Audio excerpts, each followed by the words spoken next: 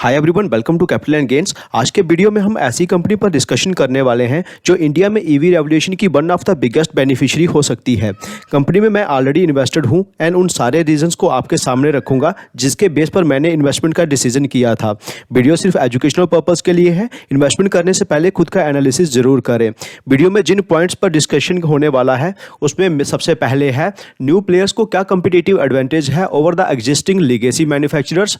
Next है expected growth in EV industry and governments के क्या प्लान है। उसके बाद कंपनी का बिजनेस एनालिसिस किया जाएगा। नेक्स्ट कंपनी का कंपैरिजन किया जाएगा पीयर्स के साथ इन टर्म्स ऑफ डेट। उसके बाद फंडामेंटल एनालिसिस होगा। उसके बाद हम कंपनी के फ्यूचर प्लान्स पर डिस्कशन करेंगे एंड फाइनल में कंक्लूजन भी देंगे।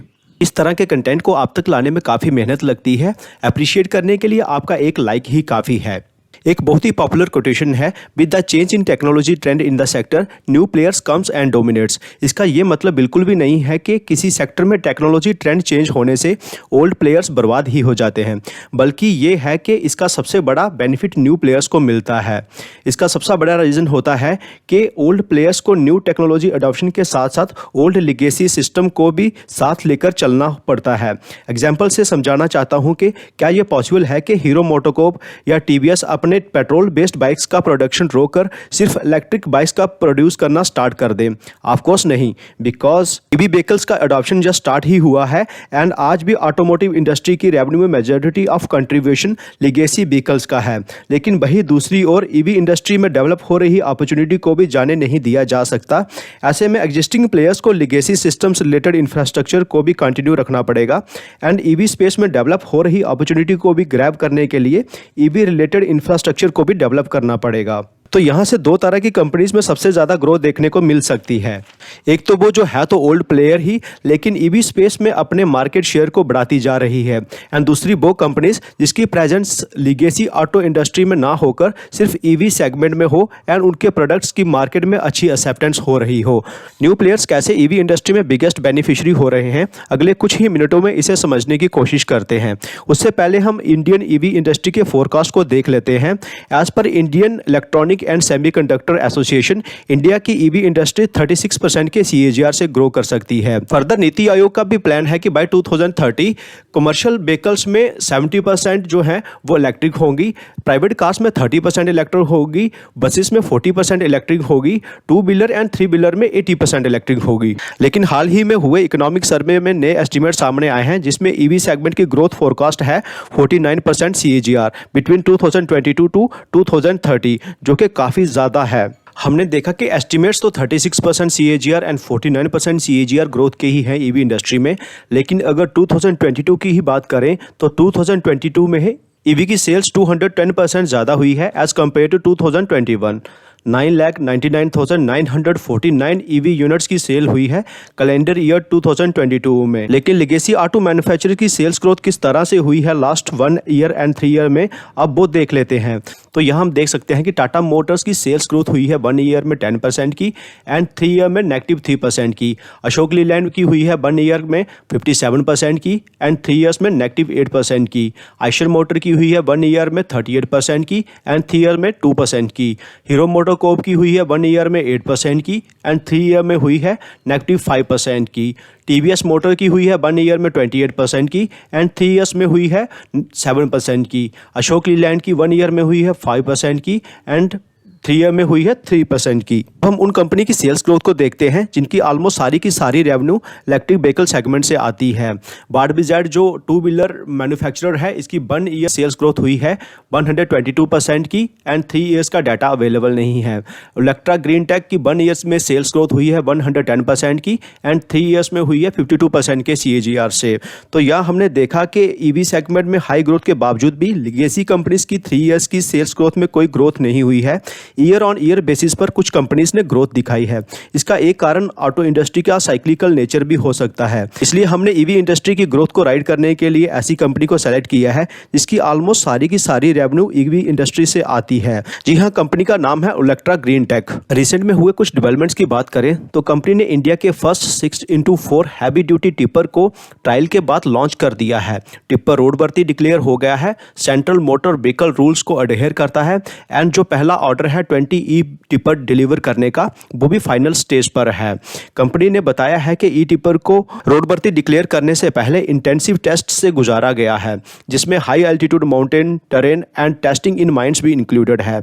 जो काम बड़ी बड़ी कंपनीज नहीं कर पाई उसे इलेक्ट्रा ग्रीन टेक ने कर दिखाया है, इंडिया के फर्स्ट रोडवर्दी ई टिपर मार्केट में उतारकर। जो नेक्स्ट डेवलपमेंट है वो भी काफी इंटरेस्टिंग है। कंपनी ने अपनी फर्स्ट हाइड्रोजन बस को भी रोल आउट किया है इन technical collaboration with Reliance and next 1 year में कंपनी हाइड्रोजन बस को कमर्शलाइज करने का प्लान कर रही है। सिंगल रिफिल में ये बस 400 किलोमीटर चलेगी एंड रिफिल करने में 15 मिनट्स लगेंगे। कंपनी इंडिया के कार्बन फ्री मिशन को फोकस में रखकर फ्यूचरिस्टिक टेक्नोलॉजी को अडॉप्ट करके अपने प्रोडक्ट्स को लॉन्च कर रही है।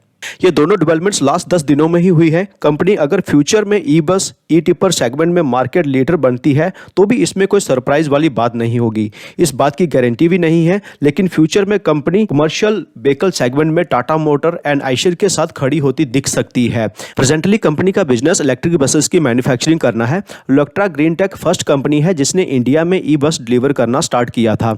कंपनी के पास 1523 ऑर्डर्स इन हैंड है जिसे कंपनी को डिलीवर करना है। 40 स्टेट ट्रांसपोर्ट अंडरटेकिंग जैसे कि TSRTC, KSRTC ऐसी 40 STUs के साथ ट्रायल्स अंडर प्रोग्रेस हैं। कुछ STUs ने ऑलरेडी इलेक्ट्रा ग्रीन टेक की सर्विसेज को अपने फ्लीट में शामिल कर लिया है, जैसे कि Pune, Hyderabad, Himachal, Kerala, Mumbai, Nagpur, Silvassa, Surat, Goa, Dehradun etcetera.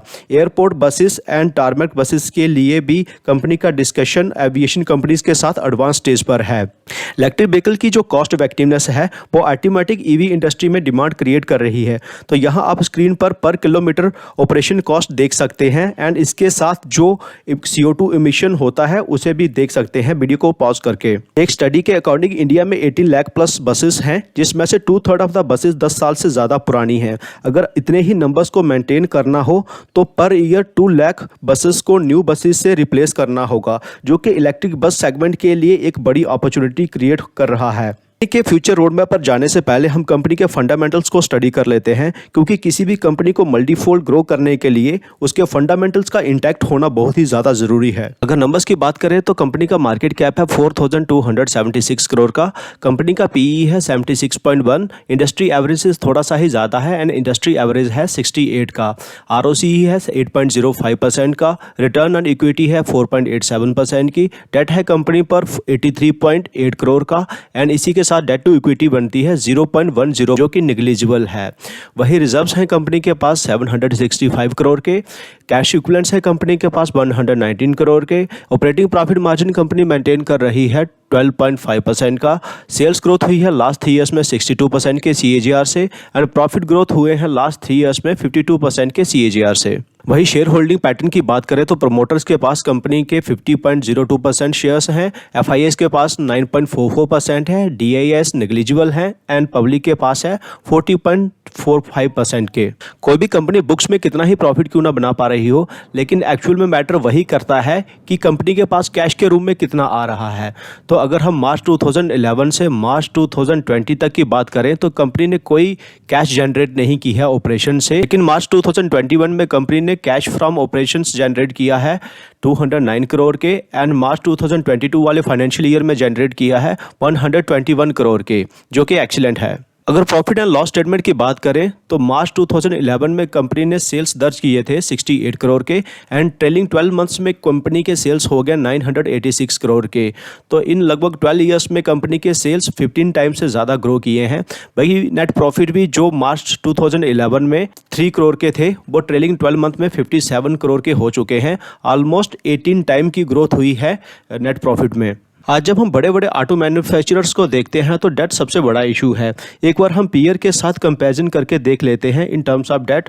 Generally fundamental analysis में डेट टू इक्विटी 1 से नीचे इन्वेस्टर्स के फेवर में मानी जाती है, लेकिन अगर टाटा मोटर्स के केस में देखें तो डेट टू इक्विटी है 5.52 की एंड डेट है कंपनी पर 14,04,354 करोड़ का। अशोक लीलैंड की बात करें तो डेट टू इक्विटी है 3.76 की एंड टोटल डेट है कंपनी पर 26,893 83 करोड़ का।